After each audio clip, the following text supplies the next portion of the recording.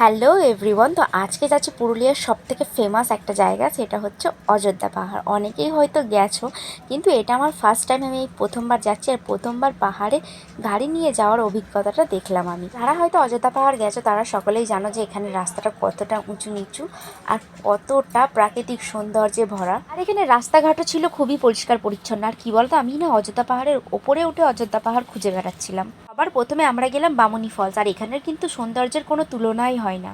কি বলো তো, আমি যখন গাড়ি থেকে নেমেছি না, তখন ঝর্ণার আওয়াজ পাইনি। যখন আমি গেট থেকে ভেতর দিকে ঢুকছি, তখন আমি ঝর্ণার আওয়াজটা কিন্তু নোটিস করলাম। তারপর আমরা এক এক সিঁড়ি বেয়ে বেয়ে নিচের দিকে যাচ্ছিলাম, আর নিচের দিকে যাওয়ার সময় আমরা দেখলাম যে এখান থেকে ঝর্ণার জলটা বয়ে যাচ্ছে। যাই হোক, আস্তে আস্তে আমরা নিচের দিকে নেমে পড়লাম। আর এখানে অনেকটা সিঁড়ি আছে, যেই সিঁড়িটা বেয়ে আমাদেরকে ঝর্ণার একদম নিচে যেতে হবে।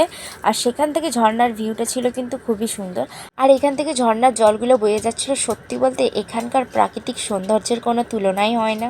যাই হোক, আমরা একটু একটু করে সামনের দিকে এগিয়ে যাচ্ছিলাম, আর এগোতে এগোতে দেখি সামনে সিঁড়ি। আর এই সিঁড়িটা বেয়ে যে ওপর দিকে উঠলে যে এত সুন্দর দৃশ্য দেখা যাবে, আগে কিন্তু আমি ভাবতে পারিনি। চারিদিকে পাহাড়ে ঘেরা, মনে হচ্ছিল পুরো এলাকাটা পাহাড়ে মোড়া, আর আমরা রয়েছি একদম পাহাড়ের মাঝখানে।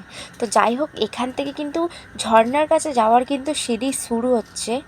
এখানে নেমে আমি একটা আশ্চর্যকর জিনিস দেখলাম। এখানে ঝর্ণার জলগুলো বয়ে বয়ে যাচ্ছে একটা বড় ঝিলের মধ্যে, যেটা ফোনে হয়তো ছোট মনে হতে পারে, কিন্তু ঝিলটা ছিল অনেক বড়। এই যে আমার দিদি, বৌদির মা, সবাই মিলে আমরা হেঁটে হেঁটে ধীরে ধীরে নিচে নামছি। আর এই হচ্ছে বড় ঝিল, যেটা কিন্তু সামনে থেকে দেখতে অসম্ভব সুন্দর ছিল। চারিদিকে সবুজে মোড়া আর একদম নীল জল।